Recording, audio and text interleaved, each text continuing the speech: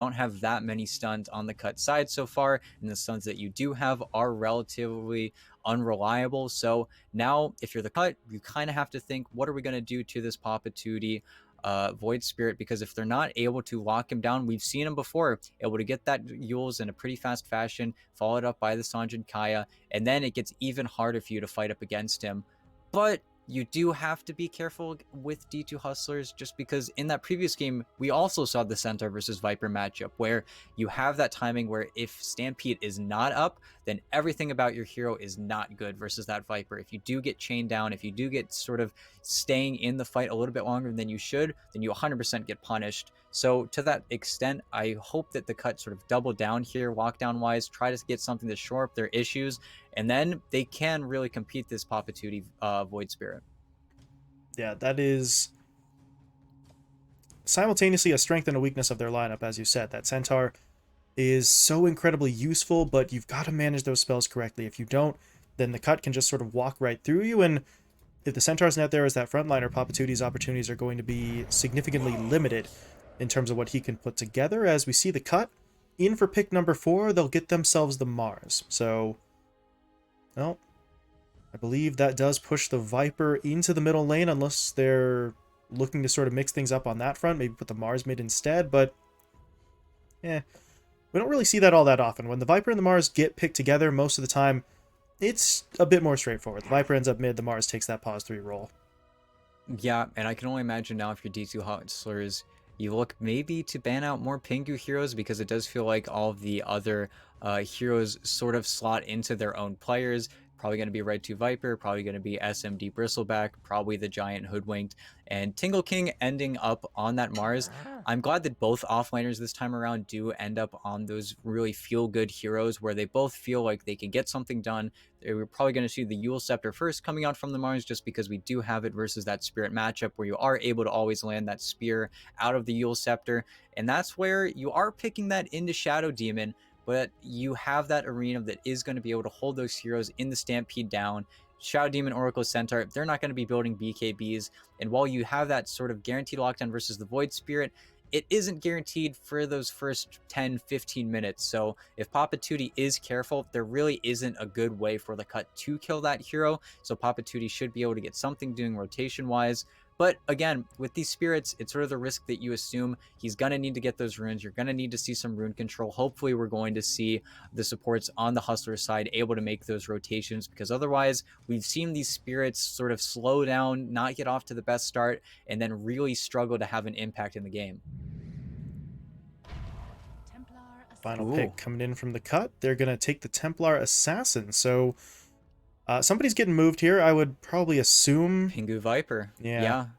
And counterpicks the Void Spirit, I'm assuming. And honestly, pretty good. We could also see SMD on that TA. I know he does play it, and then they might swap around the Bristleback to mid just to sort of own that matchup. The Resonant Pulse doesn't actually get away that much physical damage from the Quills, so that could be coming out for them, and we really won't know unless the cut pick up their heroes. But I think Pingu Viper, Tingle King Mars, Giant, it's really just whether or not Scourge is going to be on that Bristleback, or we're going to see Red 2 there on the TA. Even though that's what feels right to me, you still never know, especially with the Void Spirit mid. Either matchup is not fantastic for Papa Tootie, though. Both those heroes really don't care what you're doing on the Void. Yeah. So either way, Papa Tootie may be in for a bit of a rough lane here, but we'll see what D2 Hustlers can do in terms of a Yuma hero on the back end of this draft. They do go in and they will play for the Naga Siren. Okay. Well, we saw it earlier today. We've seen this combo before as well with the SD, where you just have so many illusions that you're able to get out onto the map, and you don't have that Grimstroke, you're not going to have that Dark Portrait, you don't need to worry about that. But at the same time, there is a Bristleback on the field. If D2 Hustlers and Yuma specifically goes for that stat-heavy build, and you aren't able to kite out this Bristle, you aren't able to make those plays, then again, we could see a very similar game previously where the cut, they've got a very, very good lineup at killing Roche. And if they get a few too many Aegises, we've seen D2 Hustlers sort of crumble versus the Aegis play, even though they are able to make plays this game. Again, it's going to fall onto the shoulders of Divine Papa Tootie to sort of carry them through this mid game. Whereas Yuma, he is not showing up. He might show up to cancel out that Mars arena, but aside from that, there's really no point for him to come. And once we see that Ag Shard actually coming in from the TA, then he has to be really careful with his positioning. It's going to be up to Pandago to really hold that map control for his Naga, because there's 100% a chance where he is just going to sort of die. Yeah, if he rushes in to the wrong position, I mean, the Naga Siren eventually does get tanky depending on the itemization, but it's not going to come for quite some time. So, I don't know. D2 Hustlers, they haven't really made this easy for themselves. We'll see what they can put together, but as we have repeatedly mentioned, this is do or die for them. They need to get this win, otherwise they will end up in the lower bracket of the playoffs. Of course, they will be making the playoffs no matter what. We're sort of hyping this up for the sake of, well, hyping it up. But everyone will make it to the playoffs. They don't have to worry about elimination. But, I mean, every team in the field is trying to win. And starting in the lower bracket is, unless you're the likes of EG or OG, not desirable in about 99% of situations. So we'll see if D2 Hustlers can do it here and try and trigger that tiebreaker scenario, or if the Cut are going to be able to show out once again and really just sort of slam the door in the face of one of their regional rivals. And that is something that the Cut do sort of have going for them. And actually just going to see the immediate pause.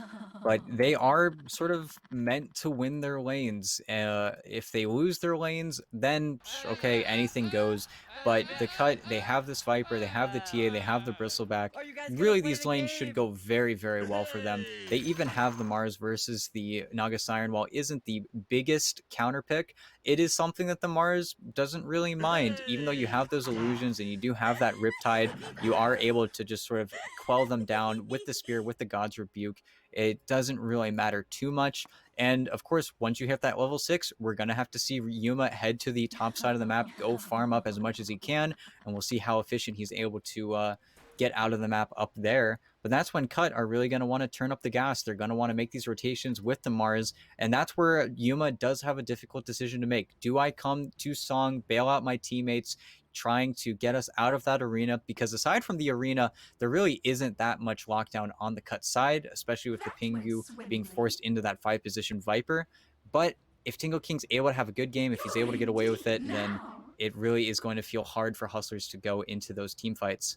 You see Yuma there with the script or whatever. I don't even know what that is, but the drawing on the map. Yeah, still not sure how he does it, but always interesting. But yeah, that's a pretty big sort of, I guess, sticking point for both teams to a certain extent, as it looks like we should be getting back into it relatively quickly. But the Cut have very little in the way of actual initiation. It's going to come down to the arena and maybe a bushwhack play from the Hoodwink.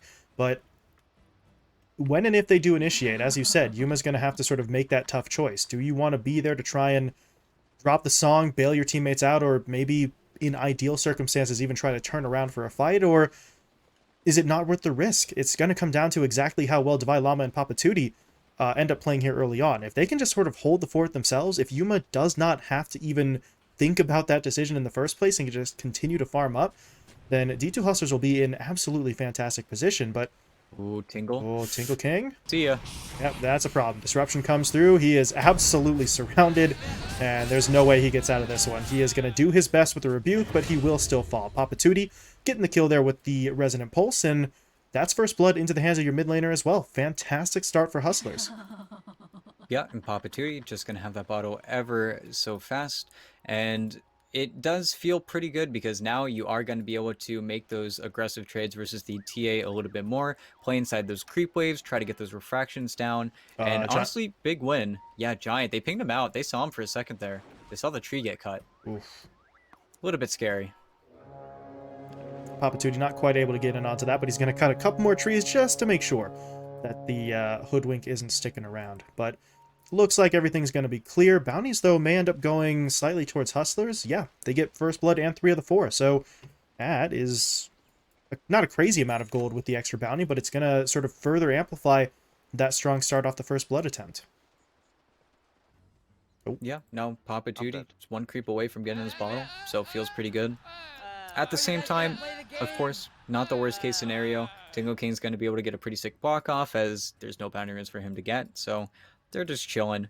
And really, if Yuma is able to have a very good time starting off bottom, it is a little bit difficult because the Bushwhack does just hit everything. It does a lot of damage.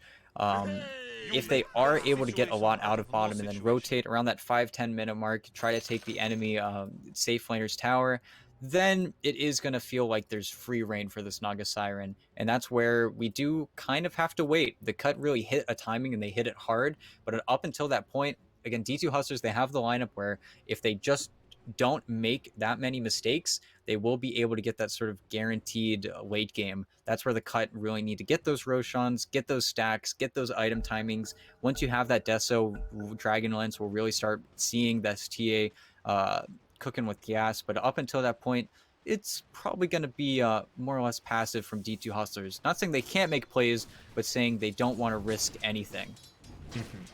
Very much a situation where if an opportunity arises, they'll take it, but they're not going to go looking for it too heavily, and as you said, potentially put themselves at risk. So, going to be slower, more methodical, just try and sort of get what they want out of these lanes and not get too cute with things. So, we'll see if the cut can disrupt that to any significant degree here. Tingle and Giant down in the bottom lane do maybe have a little bit of potential here. If you can get down maybe the Bushwhack to set up for a follow-up Spear Stun, they could afford to get a little bit aggressive. But as of right now, they're going to need, at least another level or two before they can even go for that attempt in the first place. So Yuma should be safe for now, and honestly, even if he gets jumped in on, I feel like Pandago is going to be close enough to have his back in just about every scenario. Yeah, the only issue with this lane is just that they are sort of doubled down on the physical damage, so Pandago can really only save him from one of those stuns, so either the Bushwhack or the Spear. He can't save him from both if he does decide to get that early Fate's Edict. Otherwise, though, they're just going to try and mess with the pulls, keep Yuma's lane as far back as possible, even though it is pushing just ever so slightly, but again, that's going to be completely fine for him. A little bit of a pathing mistake there with the courier. It just walks in on the south side of this tree line, and 1437 is easily able to bring it down. So Scourge loses his courier for a bit. It had the stick on it as well, so he's going to be a little bit short on regen, but I say a little bit short. He's got 5 tangos and 2 mangoes, so in reality, he should be just fine as 1437 in for the disruption. They're going to connect with the hoof stomp as well into the double edge, but I don't know if Pingu still goes down here. Never mind. Devi Llama in for a second double edge. That puts him incredibly so much low. Damage, and Devi, oh, he got it! Barely. Yup. 5 HP on that Centaur. He lives life on the edge, and Scourge wasn't quite able to bring him down. Double edge comes through, and I mean, D2 Hustlers will win that fight. That felt so risky, but they're able to pull it off. 2-for-1 trade, and in that situation, if you're 1437, you are absolutely 100% okay with that sacrifice. Yeah, and you lose all of your mana. Maybe if Scourge did have that stick, that would actually have been the difference maker. Because if you do not kill him instantly with that double edge, I think that would have been lethal damage for the Centaur. And it is slightly unfortunate because now Devi Llama will get those levels just a little bit faster. Scourge not having that Bristleback just yet because he wants to get aggressive with the Goo, with his Viper. So sort of an unfortunate turn of events, but now you do have those boots up on that Bristleback, so you do need to be so careful, especially on this SD. If you use this disruption to try and get aggressive, one of the sideliners could definitely turn on you. Yeah, very much going to have to be aware of that sort of increased speed. As 1437, I mean, he's been making some plays here so far. He's contributed to every single kill, but he's got to just sort of maybe not play it safe, but at least be sort of careful of careful of what he goes for. Yeah, Giant's in some trouble here. Yuma and Pandago going to try to track him down. Can Pandago get the Purifying Flames in? Yes, but it's level 1, so he really just kind of ends up healing up Giant a little bit there. But it's a close call. They very nearly get it. If Yuma maybe had a point up in the Ensnare, but he's only level 3, so I think normally the earliest we ever see the Ensnare is around that sort of level 4 mark, and even that is sometimes rare. As 1437 picked off, we mentioned he needed to be careful of his positioning. He was not, as he will fall. Now Devi's in some trouble as well. They are just seriously getting in onto him between the poison attack and that nasal goo. Devi Llama just could not move.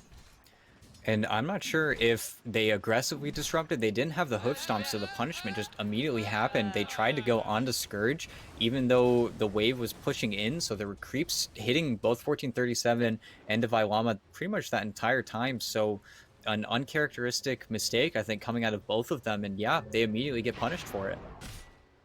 Just a Sort of weird play there. You would think that they would have been safe from that as, oh god, Papa Tootie?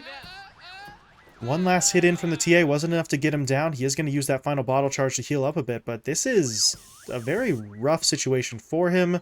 I mean, there's no runes for him to immediately pick up. His courier's not really coming out right now to him either, so he's just going to have to back off the lane for a bit. Farming up in the jungle will at least give him something to do, but you do surrender a bit of control to the lane to a TA who is already sort of at the top there in terms of the last hit count. Well, and after that death, again, we see 1437 move over, going to make those stacks. Fortunately enough, Devilami didn't get pressured too hard, but now giving stacks or giving stick charges over to that Bristleback, you have to be a little bit careful with 1437 as it just gives that Bristleback so much mana to work with. You also have the stick on Pingu, so these are both heroes that really rely on their mana to get aggressive and get in your face. So at least they were able to make that pull happen. And Pandago's actually rotated up here thinking they might need one more hero to get something done. And immediately dewarded. Able to take that down. Here they go.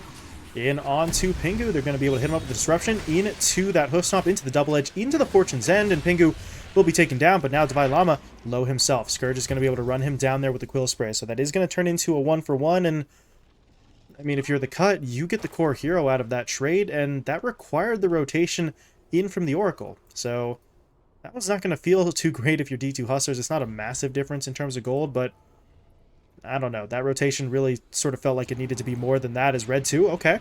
Beat to the haste rune, and now with multiple heroes around him, they could turn this into a fight. The refraction charges have already been burned through. Now the disruption comes in. TP. Ooh. Is it enough? Oh, wait. He died in the fountain. Ooh, 1437 having the last laugh there as, yeah, the TP completes, but that little bit of extra damage in the fountain comes in before that sort of fountain healing can really save him. And that is a big kill for D2 Hustlers, but now Divine Llama, he's without his support in that lane. They rotated mid, so Pingu and Scourge just go straight in for the kill. Yeah, and it's sort of becoming a little bit unfortunate for the Hustlers because it feels like you really do need a hero down bottom to play with Yuma just to sort of get those waves pushed in, and Papa Tootie might find a freebie on one of these heroes. He has to decide pretty soon here, and okay. This feels a little bit awkward because they've just been chain pulling and Yuma has not been getting that many CS. Yeah, this isn't really the free lane, as you sort of mentioned. They do kind of need someone down here to maybe not babysit, but at least help out. Yuma being left alone is not going to get you quite as much as I think they want right now. Yuma's still sitting second in terms of net worth. That is fantastic for him, but you see that massive discrepancy already forming. He's about 700-800 gold behind the Bristleback on the other side, so you might need to invest a little bit more in trying to make sure Yuma is going to be safe, but at the same time, Scourge on the other side of the map, he's just enjoying life right now. He's got the backup he needs, he's been able to find a couple of kills, and there's really not a whole lot that D2 Hustlers are currently capable of doing to really pressure him up or slow him down. And now you have level 7, you have that max quill, you have the warpath. It feels like Divine Llama needs to be so careful if he doesn't want to show his face. They've really sacrificed his game to try and get really just the play onto the Viper before. And while you are stacking up heavily, again, we see this time and time again with 1437. He likes to play around the fact that these stacks do exist, and Yuma will be able to accelerate at least a little bit faster because of them. Oh, 1437 is just going to farm this one for him. Okay. He says this is mine. And it is going to take a 4 stack, but I mean, it feels a little bit bad. I feel like you would have wanted to give this over to Yuma because, again, you're sacrificing a lot of your lanes just to sort of get these advantages that I feel like from the draft you pick these heroes for a certain reason, but now bottom's been vacated. Scourge, again, is just so far ahead of the Centaur that, yeah, Devilom is going to TP bottom. This feels a little bit weird as we see pretty much all of the cores on the cut side pull ahead, and 1437 pull ahead of his entire team in terms of net worth. Oh my god, yeah.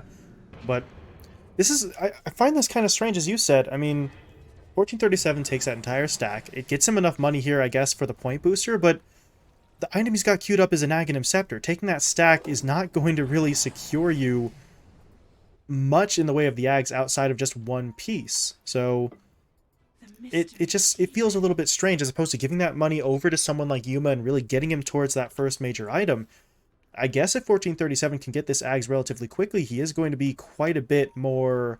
He wants it for the bristle, right? Yeah. He wants to get rid of the bristle back. He wants to have those 3 charges, but if Tingle King starts to get active on the map, I feel like there's a very good chance that you just kind of get run over. As Yuma, 9 minutes into the game, previously we would see these really just have two components. They'd have the Blade of Alacrity, they would have the Band of Elven Skin.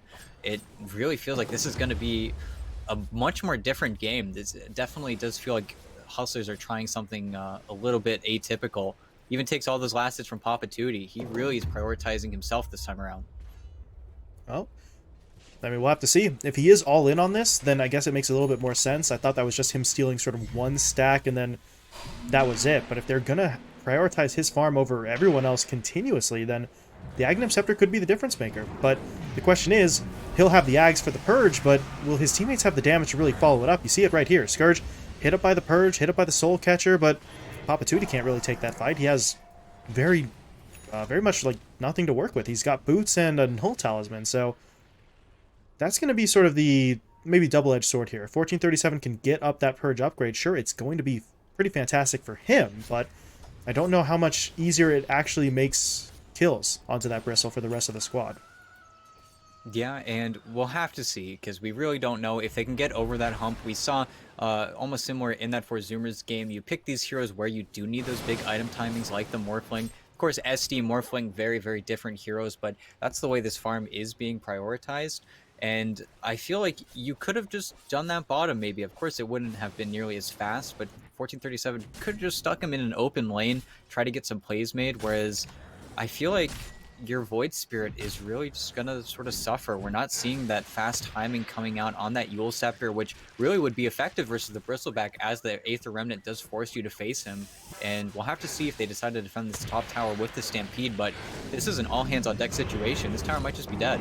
Yeah, that tier 1 is going down, as they will be able to finish it off. Pingu gets the credit for it. Papa Tootie, meanwhile, on the retreat, while Divine Llama, he's looking for a fight over in that bottom lane. They do hit up Tingle King, but okay. Interesting. That spear, I think, hit an illusion, but Devi can't really take advantage of that. He's going to fall back. Pingu still pushing forward, though, but this feels like maybe a little bit too much. Pingu may want to back off, but Papa Tootie's into the fight. He's actually going to bypass the Viper, go straight in onto the Mars, and we'll have the damage for it with the Astral. The problem is, Scourge is now going to take him down. Devi, though, into the fight. Okay, that's Pandago didn't get the ult. Oh, no.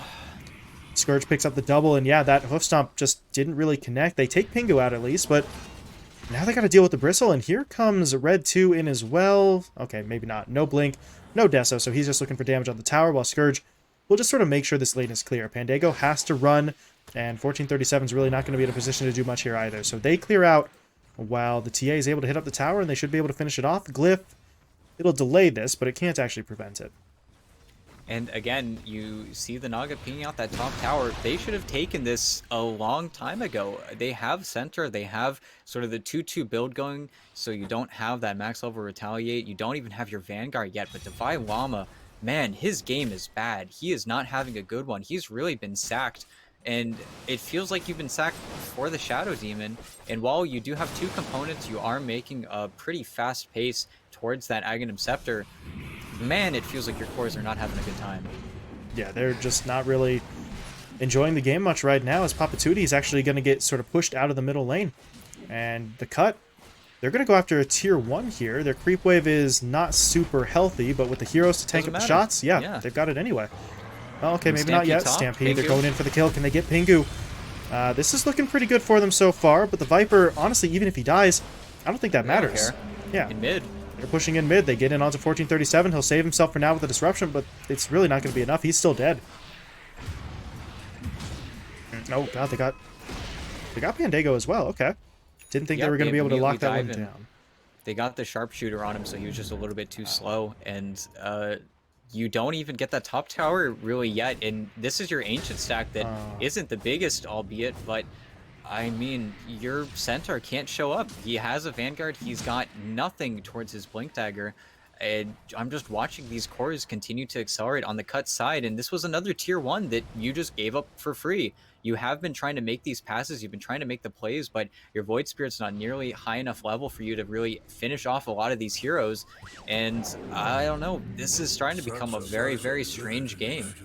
4K net worth lead for the side of the cut here, just about 13, 14 minutes in. So they are accelerating at a pretty rapid pace, far faster than anything we're seeing out of Yuma. I mean, the Naga, she's doing her best. There's really only so fast you can farm on an August Siren, but it's really not going to be enough. The Manta is being worked towards, but it's still about 1,500 gold away. Meanwhile, Devi going to get caught out in the jungle. He's stunned up by the bushwhack. He could try to TP home, but it looks like Pandago is going to be there to sort of help him out, and the Scourge is going to be forced to fall back as 1437 hit him up with the disruption. So they're going to be able to save their teammate, but they really can't reliably find farm for anyone outside of Yuma at this point in time. And I keep on seeing 1437. He's walking bottom. He's taking this farm off the map. It's the safest farm that he could possibly be getting. And once he gets this Aghanim Scepter, man, I got to see something coming out from him. This has got to be the real turning point for their team. Because look at where Scourge is farming. He's farming in front of arguably 3 heroes right now. He's outside of your triangle, just sort of running at you, becoming this obnoxious bristleback. And sure, once you get the Aghanim Scepter up on Shadow Demon, that's great and all. But where are you finding this Blink Dagger on Devi? I've seen him farm 2 neutral camps and then have to sit there and wait because everything else is getting slurped up by the Shadow Demon, where the cut, they're starting to make these big team rotations. Oh, Yuma. He's going to get caught. They drop down the arena into the Spear Stun. Giant comes in with the Bushwhack to follow it up into the Sharpshooter. And Red 2, he was there, but he wasn't even really necessary. He actually goes straight in for the Ancients while his teammate secured that kill. So this is the point we're at right now for the cut. They are worried about sort of efficiently farming their opponent's Ancients as opposed to the fights, as Papatuti, okay, able to sort of dodge that out for now. Stampede is available for Devi. Will they go in? Yes, they will. He's going to push his way forward, but well, he's immediately turned back. Doesn't want to go up that ramp, but he may not have a choice. The Bushwhack actually locks him down. False promise, though, from Pandago. He's going to save the day. So Devi will fall back, but that's your false promise on cooldown for about 2 minutes, and really it doesn't get you much other than just sparing the Centaur his death. So the cut continue to push their way forward right now. Axe check on Shadow Demon. He's getting closer. He's got himself the axe. He's just looking for that Blade of Alacrity now. And as you said, this better be some sort of, like, god-tier play. Otherwise, it's going to feel so bad for Hustlers to have given up this much farm to him and not have it be enough. But the bigger issue, I think, is that now you do have a DD on the TA, you've got the Deso coming as well, and that just might be enough for them to force the Roche. And, okay, what do you do now? You've got this Aghanims on the Shadow Demon, but there's going to be an Aegis on the Bristleback, and he has an Aghanims coming up as well from that Bristleback, meaning that if the Stampede is, again, ever misused, it's going to mean you can't fight. You have to run away. You have to be patient. And this is all at the cost, again, of sort of Yuma's farm, because he has only been able to farm in maybe 1 or 2 spots. He's been able to make this breakneck towards the bottom lane. But of course, the only reason he's able to make this play is because I think they're just going to brute force down this Roche. I'm sorry, I gotta point that out. Papatuti in the middle lane got jumped in on. If you want an indication of how this game sort of fares right now, he dug up a bounty rune with the shovel, got jumped in on, and had to leave the bounty behind for Tingle King to take from him. That is where we're at right now. You can't secure your own trusty shovel bounties, and now, yeah, they've got Aegis, they're looking for the fight, they're jumping in, Pandago's already down, as Tingle's going to be able to find the kill, and if you're D2 Hustlers, you can't fight now. It's pretty much done for this engagement. You didn't have heroes in position. Pandago, at that point, didn't even have the false promise up, but I mean, how did you now respond? That Aghanim Scepter is pretty much done. It's on its way out to the Bristleback now, and even with the Purge, as you said, you're going to have to get through 2 lives on him, and they're having difficulties getting through 1 life, let alone 2. And let's see, if Red 2 decides to stay bottom, he is definitely going to be under risk, but with this trap, if he catches wind of any of these heroes, the green light is for the top lane to be just absolutely pushed in. Aghanims is now delivered up onto that Bristleback, and more towers, more pushing, everything is happening, and hold on. They're bringing reinforcements to the fight. Giant's going to make his way over, dropping the Bushwhack onto 2 into the Sharpshooter. As, oh, they're not actually going to be able to find the kill, and Red 2 does get taken down. So Hustlers were able to find the kill that they wanted, but now they've got to get out. Papatuti will be able to fall back, so they do get him out of there. Meanwhile, they sort of go all in onto an illusion there. It's not actually the real hero, as Yuma was able to get away. Papatuti, though, still on the run. Pingu's going to try to track him down. 1437, though. Good disruption there. That's going to push that. Push the Viper back. Tingle, though, still forward. He gets the spear. No, he doesn't. Clutch play from Papatuti to dodge it out, but that still leaves 1437 in a bit of a bad way. He's using out those Purge charges just to create that separation, but Scourge, the man does not care. He continues to charge forward. 1437's now in trouble. Disruption does come back up, but Tingle, he's in there for the rebuke into the spear, and 1437 will be taken down. Yeah, and now it feels, yeah, Yuma's got the game plan. Time to split push. I can't fight. We need to wait a little bit longer. And okay, Papa Tootie is getting a little bit of speed, and now there is a Blink Dagger on the Centaur. D2 Hustlers, this is going to be their moment. They've got the Yule Scepter, they've got the Blink Dagger, they've got the Aghanim Scepter on the SD. If there was ever a moment for them to do something, this is going to be their big timing where if you can kill every single hero besides the Bristleback, save one of those charges, then you're going to feel good. But this is that no Stampede timing where, yep, everybody is getting gooed up. A sharpshooter coming in there as well, so Devi takes even more damage. Pandago, though, bailing him out a little bit with the False Promise, and now this may be slightly too far forward for Scourge, and by slightly, I mean, wow, he might just die. The break is going to be applied to him, so they do get through that One first more life. ulti.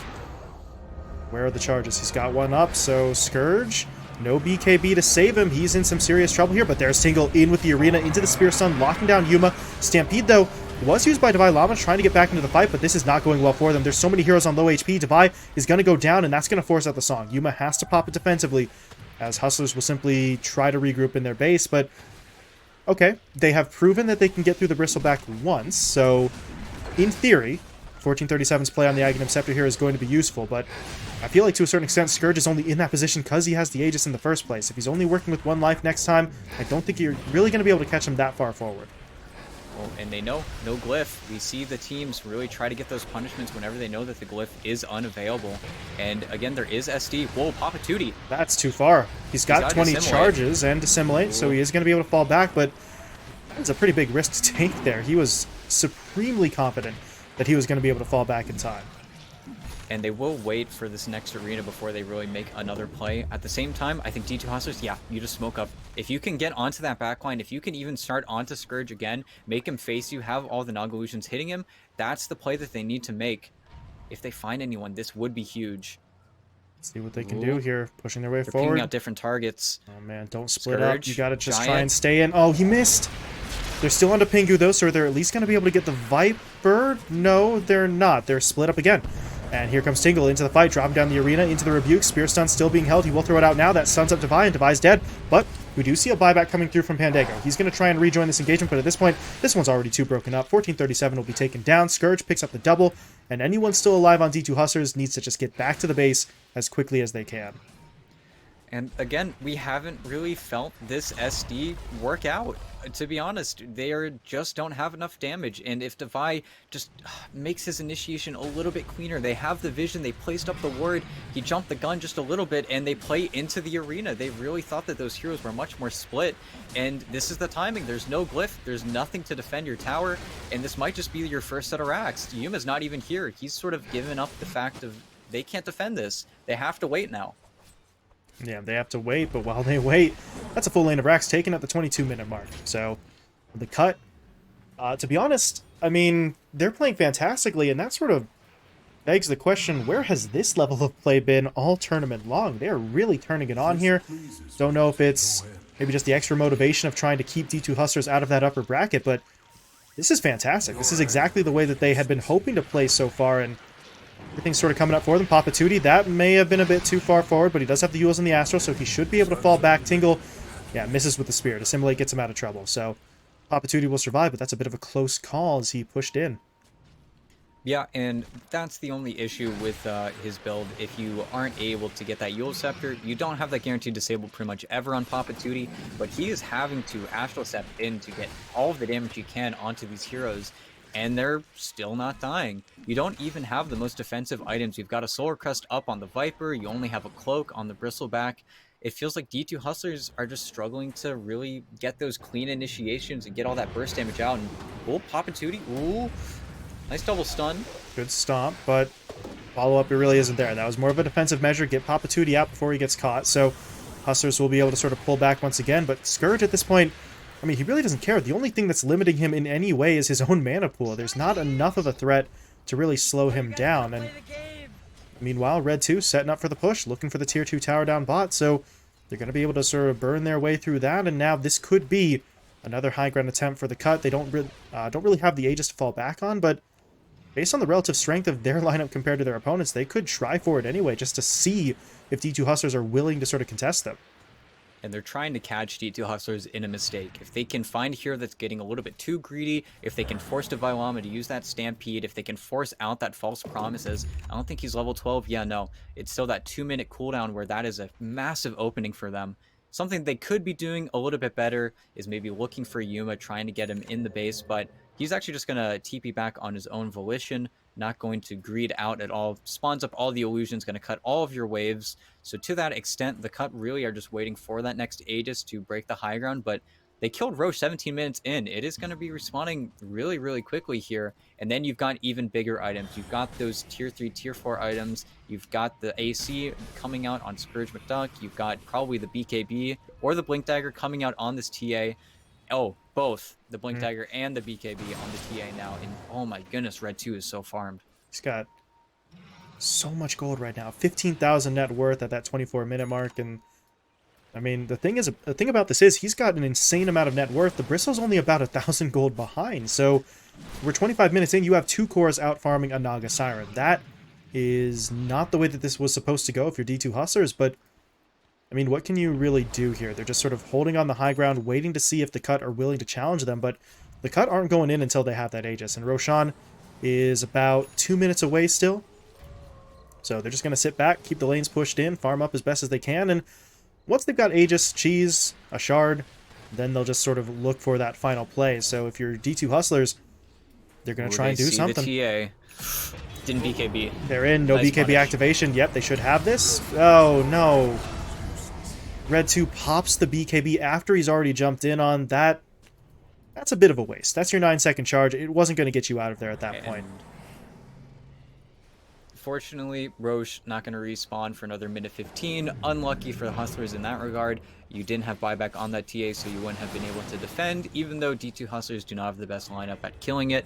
And now, that is where the map is really going to sort of converge. They're getting in their Megas wave, they're playing there with the Naga Siren, and if Yuma can get the Scotty, then Scourge can 100% die, especially with that Aghanim Scepter. Again, not seeing the value of it show up just yet on the Shadow Demon, but it's definitely there. You just need that 1 or 2 more items, and then maybe you can make a real attempt on the Scourge's life. But at the same time, if D2 Hustlers aren't ready for that fight around the pit, this next Aegis is going to be make or break for them. If D2 Hustlers give it up, then they've got another really, really intense high ground defense that if they lose it, it's just over. The margin for error is 0 at this point, and you do not want to be going to that lower bracket. They really, ideally, need another 10 minutes, and then it's going to feel a little bit better. Then maybe they're going to have those items that are going to make their heroes feel like they're heroes, but to that degree, they just don't have it in the tank right now. And Roche respawned in 4 seconds, so here we go. Yeah, Scourge already sort of scouting it out. He doesn't see us respawning now, but they just need to get back in there, and they will see it, but they're not actually going to be able to scout that out right now. That's very unfortunate. But we do see a bit of a 3-man smoke coming into play here, so they could look for the fight. Yeah. Fight into Roche would be the best possible scenario for them, assuming that they win that fight, and that is the assumption that the cut are going to operate with based on the fact that they're about 10,000 net worth ahead. So Scourge is going to push his way forward. Devi's going to get hit up here by the goo. He blinks himself out initially, but he's still being chased, and they may need the Stampede, but now they're trapped up inside of the arena. The Spear comes in, the Shadow Demon taken away immediately, so now they don't even have the Purges to throw out against Scourge. There's no buyback on that Shadow Demon either, and they killed Papa Tootie. They somehow got him with Red 2. They don't have the shard on the TA. They don't have anything. I didn't even see the tail end of it. They just completely bursted Papa Tootie and a bushwhack or something. That is incredibly unfortunate. And while you are able to cut these waves now on Yuma, Scourge is already making moves. They don't need him for the Roshan at all. He might come and take the Aegis, but there's an AC. Your buildings are going to die so quickly, and you saw they didn't use the False Promise. They didn't use the Stampede. They don't have to worry about that, but man, this is becoming worse and worse for D2 Hustlers. They are absolutely crumbling.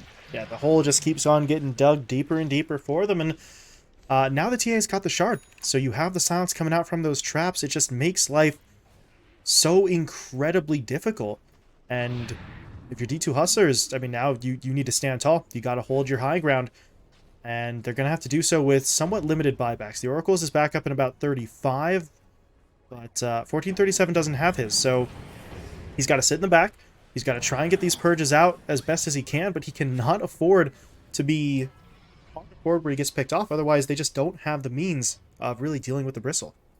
And really, no hero is a threat. Tingle King's always able to jump in on that SD, and it feels like it really doesn't matter if you use an arena on him. If you get another hero sort of trapped up in there, they don't have any tools to get out of it. They don't have any BKBs. They really are just stuck. Oh, Gold Davai. by He's caught Pandego. out. They're going to push their way forward. Can Pandego save him? He's trying to, but right now he's getting pushed back himself, trying to get into position. The false promise does come through. Meanwhile, Scourge, very low on HP. He's Yeah, going to be able to he's pop the dead. cheese, though, but he's still stuck in it. Okay. Big kill. Yuma finds it. Now they're going to turn their attention on the TA, locking her down with the Yules. Giant maybe could have gotten the kill there with a sharpshooter, but it's not quite on the mark to hit up Davai, and now Red 2. He's hit by the Purge. He can't move. He's just stuck in here, and he is going to be taken down. And the worst part is, he used his BKB on the first life, so now it's not available for the second. He's going to get locked in place, and Hustlers should be able to find this kill. Davai blinks forward, gets the stun down. That's a nice bushwhack from Giant, but it's already too late. Red 2 falls, and Hustlers hold the line. Yeah, that was terrible from the cut.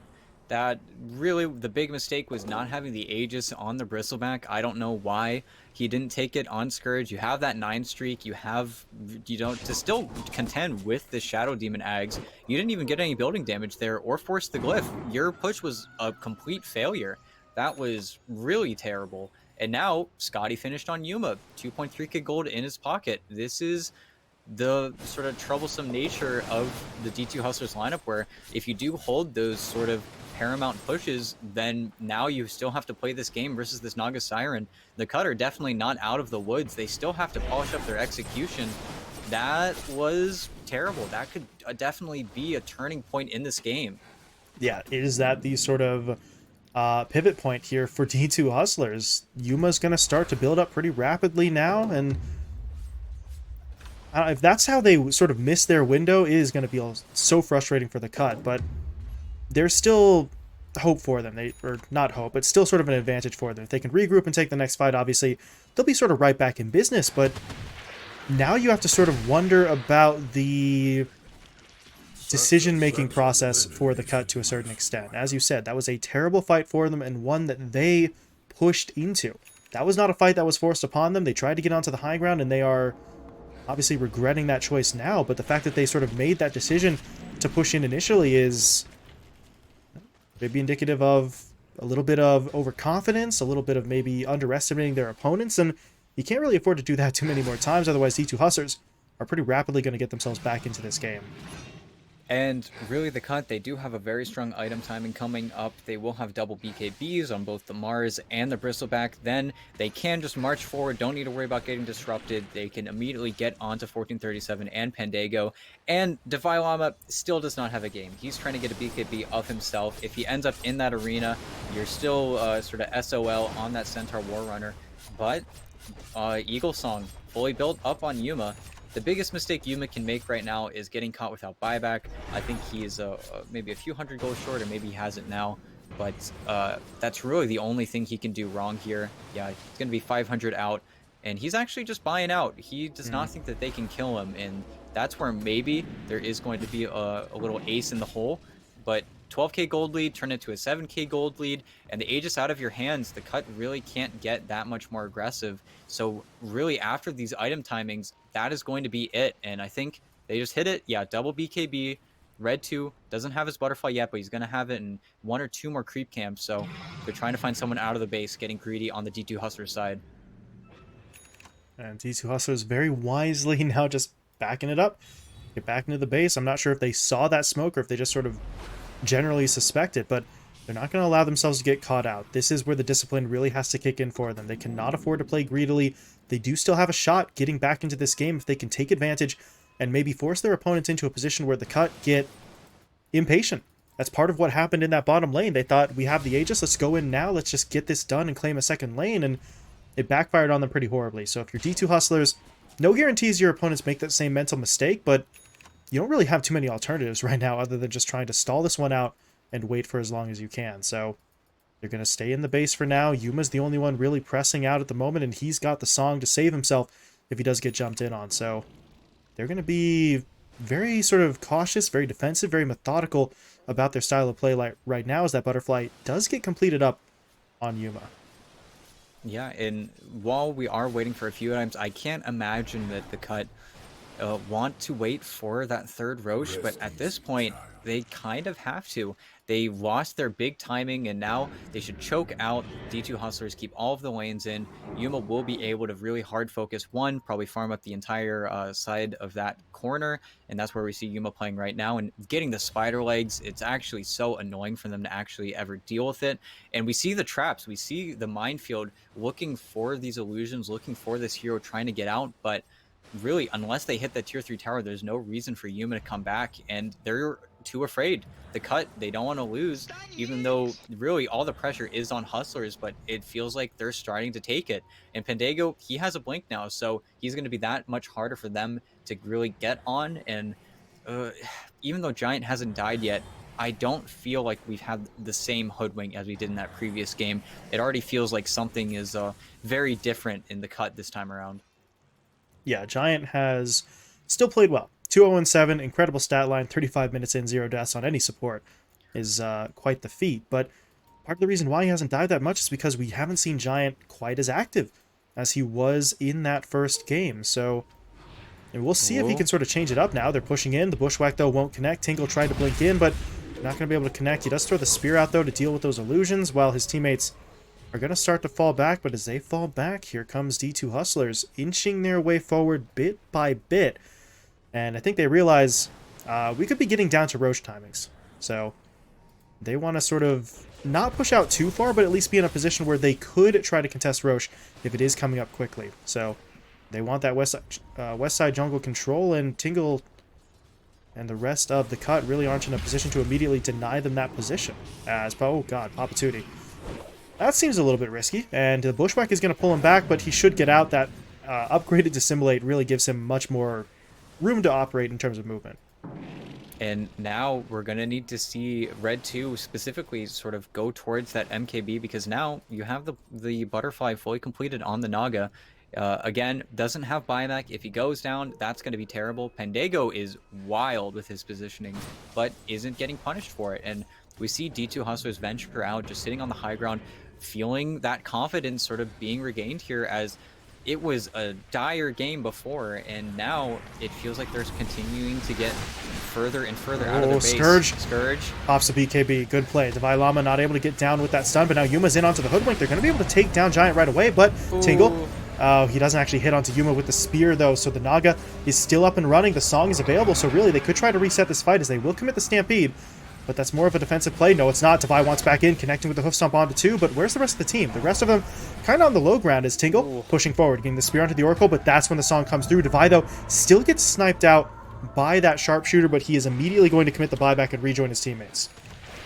Yeah, and buybacks are available specifically for that Oracle, so nobody else on the side of D2 Hustlers has it, but that was a forcing play. That was a situation where it felt like D2 Hustlers really didn't need to do it, and actually, oh god, Pingu might go down, but... They're in onto the Viper. Pingu dropping, but he's holding for now. Meanwhile, Papatuti has to be saved by the False Promise, but they are going to keep him alive. Pingu will be taken down. The Purge, meanwhile, gets deployed onto the Bristleback. They're going to hit him up with the Dissimulate as well, and Scourge is dead. Scourge goes down. Devi in 1437 pushing forward. Can they catch up to Giant? They will be able to blink in onto him. Getting the hoof stomp down into the double edge. Tingle, though, coming in, throwing out the spear, trying to create a little bit of separation, but it really doesn't push back enough. Devi is just still standing there, and Papatuti jumps in with the Astral to finish off the kill. Giant's now gone, and the cut, they've sort of lost control, and Roche is quite literally respawning now. So here's D2 Hustlers' moment. Do they scout it out?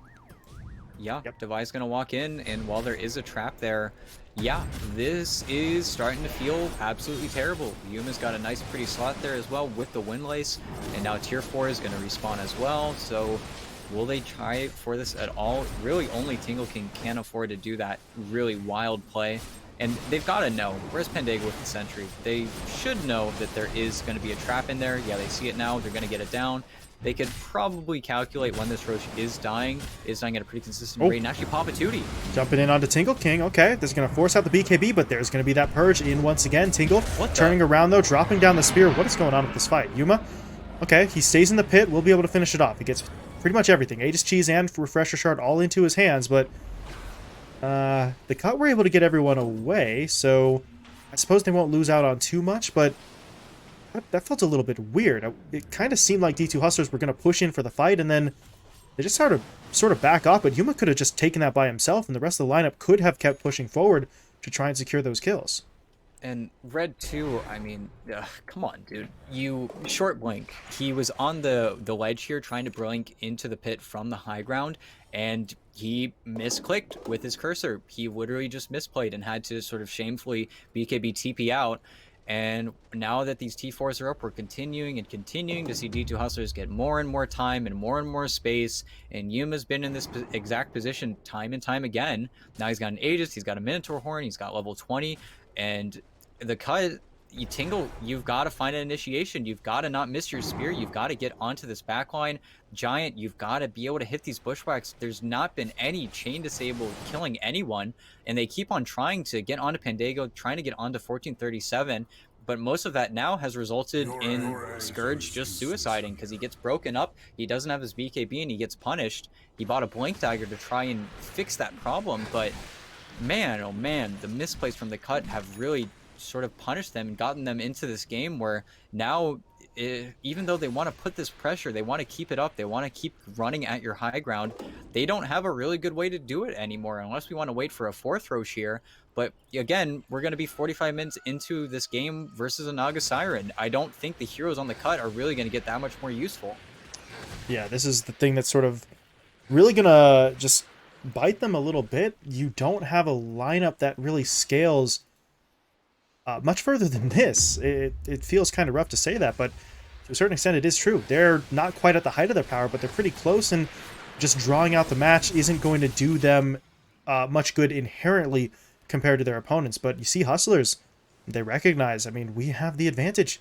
We're still down by 5k, but who cares? We got Aegis, we got Cheese, we got Refresher, and we have our opponents on the back foot as Scourge.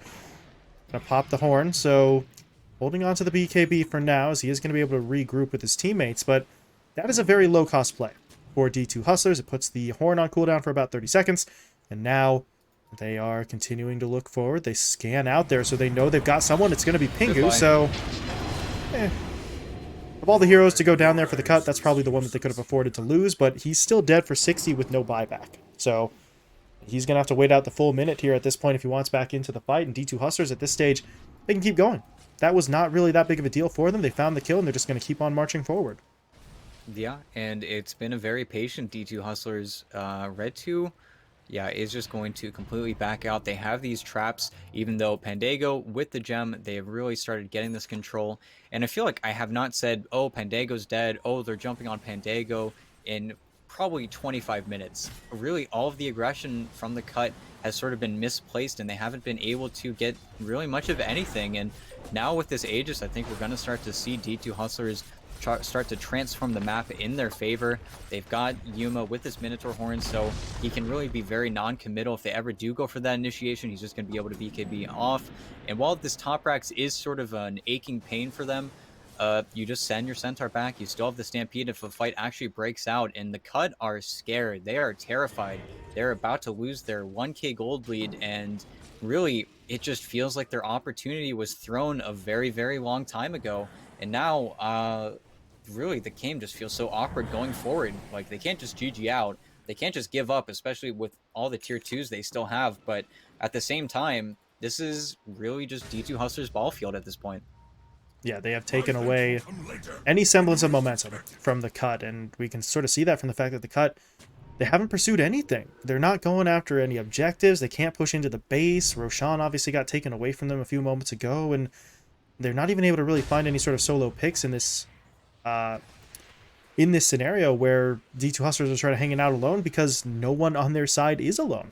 They're grouped up, they're pushing their way forward as a team, and if the cut want anything, it's going to have to come via sort of the medium of a team fight, and last couple of team fights have not been fantastic for them. So they're really in a position here where they're just kind of stuck. There's nothing they can do. They can't go forward, and they can't really fall back.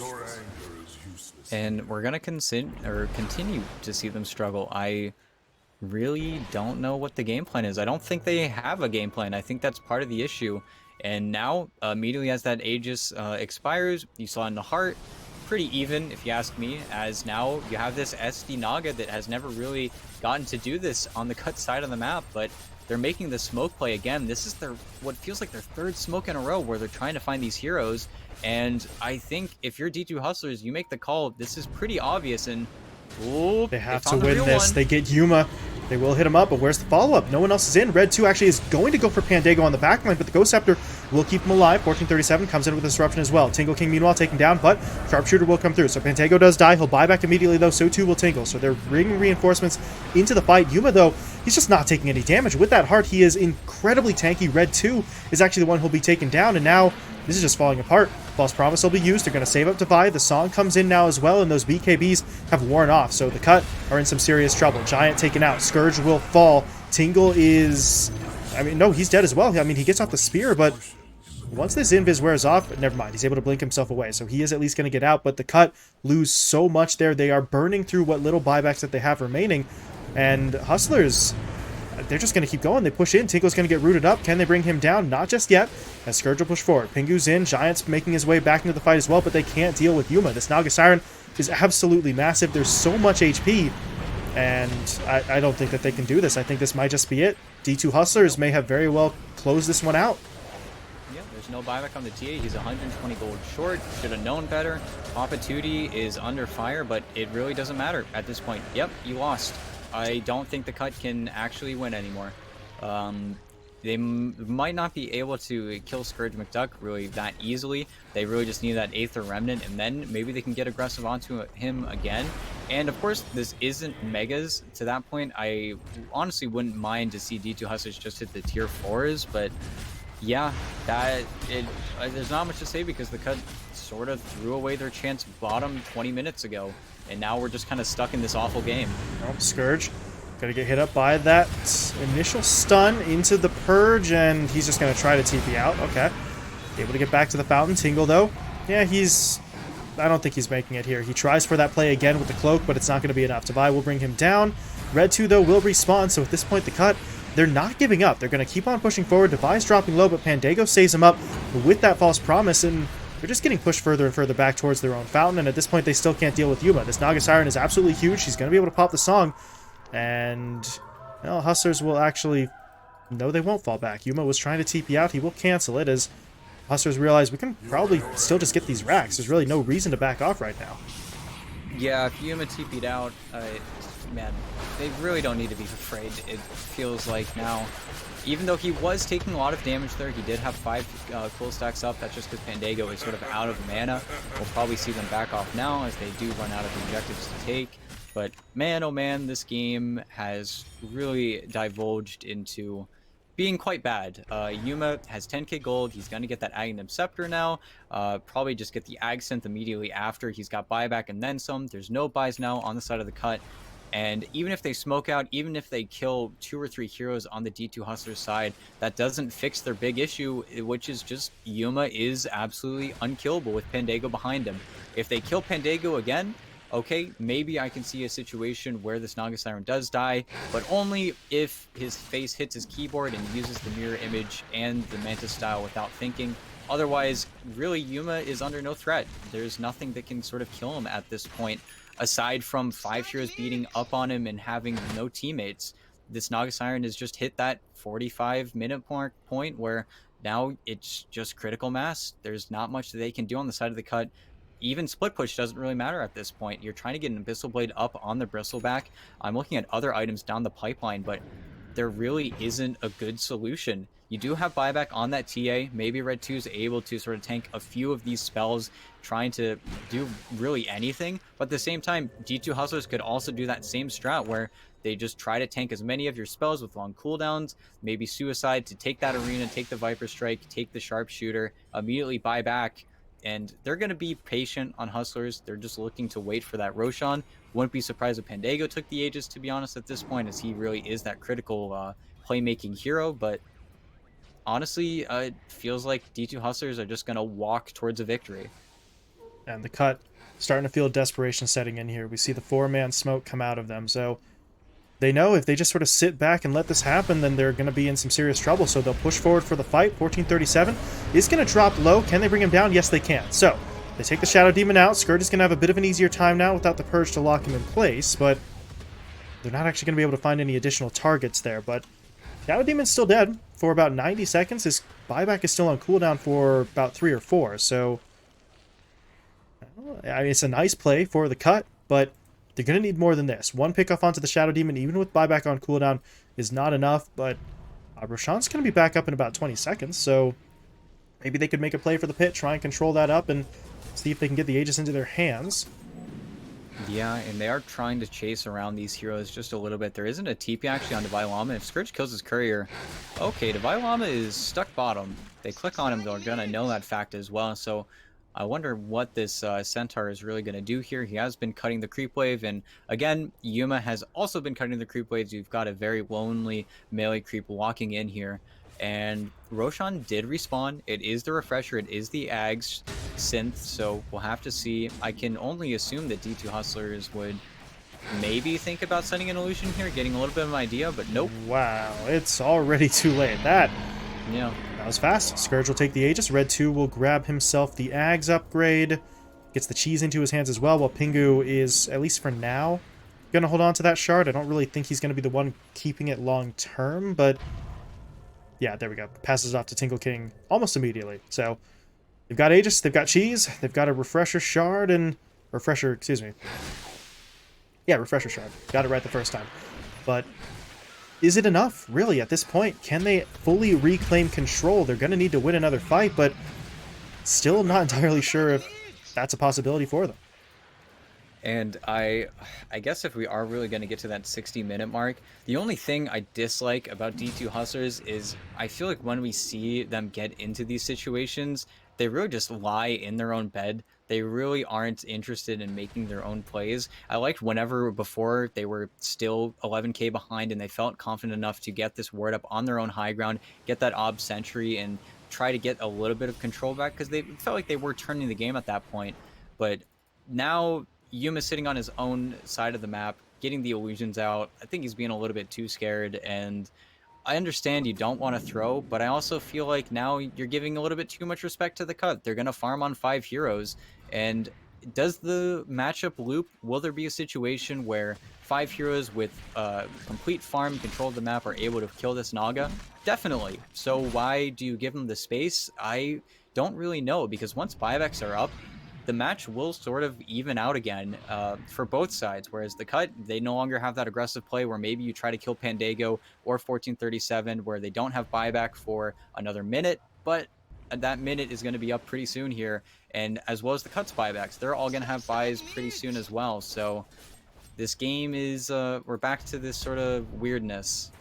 Kind of sucks to watch. It's one of those things where the cut, one of the reasons why they sort of blew this lead is because they didn't take a decisive team fight, and then they waited sort of too long, right? So D2 Hustlers are able to slowly but surely push their way back in, but now the shoe's on the other foot. D2 Hustlers are the team with the lead, and yeah, it was the sort of cautious, wait-and-see kind of play that got them into this position, but now you're the team that has the lead. You can't play like the squad trying to mount a comeback when you're the ones in charge, as TP's himself out. He was testing to see if anybody on the cut was paying attention, maybe trying to TP in there to force a knee-jerk reaction TP back from the cut side, but didn't end up happening. The bait was unsuccessful, but now looking at that buyback tab, I'm just watching everything go green, and we are back to stagnation as nothing is happening. Well, yeah. One buyback left, as 1437 needs all of 10 gold to get that back up. So as you said, green across the board. No, TA just bought a TP and that knocked her out of it. But the point stands. We have effectively reset the game here 53 minutes in, and I mean, if we don't see the decisive fight in the next couple of minutes, then we're going to be hitting that hour mark, and we might as well just wait for tier 5s at that point. So I don't think we're going to see it. Can get pretty wacky. We might see some pirate hats. We might see the ballista. The Book of Shadows, one of the most important items in the game. It really has become quite broken when they changed that cooldown from 15 to 8 seconds. But there really isn't a situation either where both teams aren't going to get it. We had another 60-plus minute game where one team was forced in their base and the other team isn't. Really, they can leave whenever they want, and Giant is just going to die here. Yeah. Papatuti will find the kill, so But they've got that Scourge, pick. But yeah, Scourge in on the back line, trying to go for 1437, but they're going to be able to save him with that false promise. And now Giant, Giant is buying back, but Yuma's in there with the song. He's going to try to reset this fight. they want the Remnant to play onto the TA maybe? They are going after the TA. This fight is so broken up, though, and they're actually not really getting this. Those extra refraction charges helping to keep the Templar Assassin alive, but it looks like eventually they will be able to burn Red 2 down. Red 2 will fall, buying back immediately, though, but now Scourge in some trouble. That Purge really just sort of saps away his strength as he is going to lose the Aegis, but Red 2 back into the fight, able to find the kill. 1437 taken down. Scourge now back up as well, but they're just really not concentrating their fire right now. Yuma is just sort of marching his way through. He's taking down heroes over and over again, but Scourge, he's still trying to make this play happen. Oh, Nice God, spill. Red. Wow. Gets the spill down. Pantego will fall. Papatuti's now gone as well, so all of a sudden, Yuma, he's alone in this fight. protect The the reinforcements aren't going to get here in time, or maybe they will. Yuma able to hold the line. Red 2 now dropping low. As you said, they've got to try and protect him, but he's rooted in place. He was trying to get out with the projection, but he's only going to fall. Can't get away. Scourge dead as well. His buyback is available, but I think that they may have just blown it on the side of the cut. They've lost so much here. There is going to be a buyback in from that Bristle, but the rest of the lineup is just getting tracked down. Giant will fall, and it's going to come down to Bristleback and Tingle to hold off everything. But no, Roche, it might respawn in 2 minutes and 30 seconds. They can't push, but no, the game is probably over. Yeah, D2 Hustlers, I think, have blown this one wide open, even though I think the dieback on the TA is really the nail in the coffin there. We see 2 gems on the ground, back over in the base, but even though they have Glyph, there's not much they can do here. What is this? Scourge. Tingle going in with Scourge. They're going to try and give it a go. 1437 saved up once again by arena. Pandego, but Pandego himself actually starting to drop. And they will be able to bring him down. What else can they get, though? Scourge is dropping low. They've got to be able to hold the line here, but they can't. Scourge will fall. That is it. And yeah, that's got to be it. Tingle's dead, and there's the GG. So, the cut, they blow it, FTC. really. FTC, yeah, exactly. I love the cut. I thought they really had that one in the bag. D2 Hustlers really weren't playing up to snuff for those first 20 minutes. It felt like they were really losing for no reason, and then the cut proved why they aren't doing so hot this tournament. We saw some not the best performances coming out from that supporting cast. A few misplays here and there coming in from Giant and Tingle King, not having the disables. Pingu not being on the most impactful hero either. They missed their timing. They really should have won that game, I think. Looking at the win probability chart, yeah, feels about right. And man, oh man, that is that game was a doozy. I mean, in the end, if you're the cut, you already knew where you were going to end up for the playoff bracket, so they didn't really have too much riding on this one, but it doesn't really matter. Even if you were already set, you're going to lower bracket, etc., etc., that's the kind of game, I mean, you have to win that game, right? You're in that kind of position. You really can't afford to sort of make those sorts of mistakes, and D2 Hustlers, to a certain extent, I don't want to say that they don't deserve it. Obviously, they had to put in a lot of effort, but they should never have been in a position to really draw this one out an extra nearly 30 minutes. Just seems like the cut handed them too many extra opportunities. Yeah, and now if I do understand the bracket well enough or how the group stage ended up, this does mean that Infamous is now in the lower bracket, which kind of sucks if that is how it works, because Hikori 2-0 them and the D2 Hustlers 1-1 them, and now this is D2 Hustlers being the third team that's 8-6. Of course, we'll see, I guess, how it does end up, but one of those teams is gonna get knocked down because of the outcome of this game. And I mean, the cut, 90% win probability, and you lose, it feels like it shouldn't happen because it really shouldn't happen. And you know, the cut proving us wrong every single time, it looks like. Yeah,